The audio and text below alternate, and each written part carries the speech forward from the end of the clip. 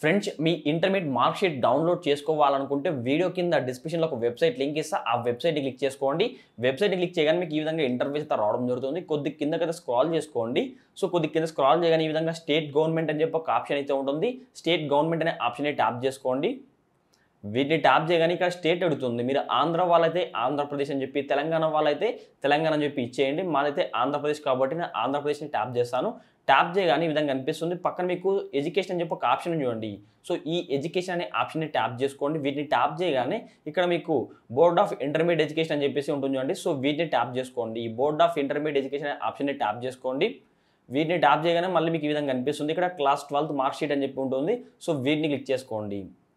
వీటిని క్లిక్ చేయగానే ఇక్కడ మొబైల్ నెంబర్ అడుగుతుంది. మీకు ఆల్రెడీ అకౌంట్ ఉంటే మొబైల్ నెంబర్ ఇచ్చి నెక్స్ట్ అని చెప్పి ఆప్షన్ ఇచ్చుకోండి. ఒకవేళ అకౌంట్ లేకపోతే ఇక్కడ సైన్ అప్ అని చెప్పి ఆప్షన్ ఉంది.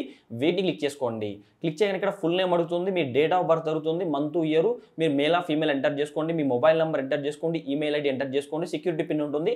6 నెంబర్లు అయితే సెక్యూరిటీ పిన్ ఎంటర్ చేసుకోండి. చివరిగా మీరు సబ్మిట్ అని చెప్పి ఆప్షన్ ఉంటుంది. సబ్మిట్ అనే ఆప్షన్ని క్లిక్ చేసుకోండి. ఉంటే సైన్ ఇన్ అని చెప్పి ఆప్షన్ ఇచ్చుకోండి. ఇక్కడ మీ మొబైల్ నెంబర్ ఇచ్చి నెక్స్ట్ అనే ఆప్షన్ ట్యాప్ చేసుకోండి. ట్యాప్ చేయగానే ఈ విధంగా మీ ఆధార్లో ఏ విధంగా ఉంటుందో ఆ పేరు కనిపిస్తుంది. ఇక్కడ రిజిస్ట్రేషన్ నెంబర్ అయితే ఉంటుంది. అంటే మీ మాస్ కార్డులో మీకు జిరాక్స్ కానీ అట్లా ఏమైనా ఉందనుకోండి, అందులో మీకు రిజిస్ట్రేషన్ నెంబర్ అయితే ఉంటుంది. ఆ నెంబర్ ఖచ్చితంగా మీ దగ్గర ఉండాలి. వాటిని ఎంటర్ చేసుకోండి. ఇక్కడ ఇయర్ అడుగుతుంది. 2016 నుంచి 2022కు మాత్రమే అవైలబుల్గా ఉన్నాయి. ఒకవేళ మీరు అంతకన్నా బిలో వాళ్ళైతే నాకు వీడియో లైక్ చేసి వీడియో కింద కామెంట్ చేయండి. ఇయర్ ఎంటర్ చేసుకున్న తర్వాత టిక్ మార్క్ని ఎంటర్ చేసుకుని తర్వాత గెట్ డాక్యుమెంట్ అని చెప్పి ఆప్షన్ అయితే వస్తుంది.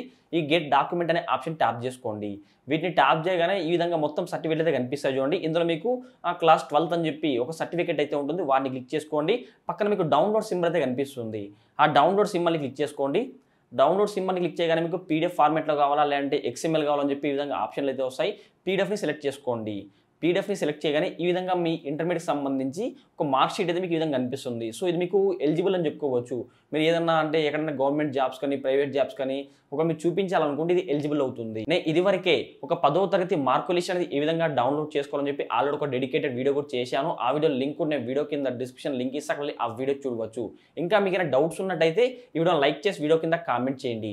ఒకవేళ మీరు 2016 కన్నా బిలో వాళ్ళైనా కూడా ఈ వీడియో లైక్ చేసి వీడియో కింద కామెంట్ చేయండి. మీ కామెంట్స్ బట్టి నేను ఇంకొక వీడియో కూడా చేస్తాను. అంటే ఇంటర్మీడియట్ మార్క్స్ కార్డ్ అనేది ఈ విధంగా డౌన్లోడ్ చేసుకోవాలని చెప్పి. ఫ్రెండ్స్ మీకు కానీ వీడియో వచ్చేది తప్పకుండా లైక్ చేయండి.